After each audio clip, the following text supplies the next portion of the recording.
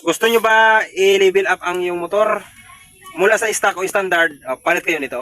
Oversize 30mm nating carb. Sa paglagay nito mga kaibigan, kapag tinangkas nyo sa mga baguhan dyan, pag tinanggal ito, itong guide niya, ito may ganitong guide. Nakashintro yan dito sa ating minor. Ito yung minor ito yung ating iniikot na pakanan o pakaliwa yung minor natin. Tapos ipasok nyo na sa ganyan. Pag ganyan lang yan, ayun na, pasok na. Yan. Tapos pagdating dito sa atin, make sure ikotin nyo lang ito mula sa off.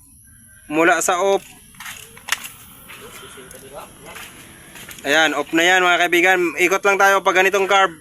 Ikotin lang natin mga 6 na ikot. Halimbawa ito yung may mark natin. Bawat tapat ng may uka dito, bawat tapat bilang tayo ng isa.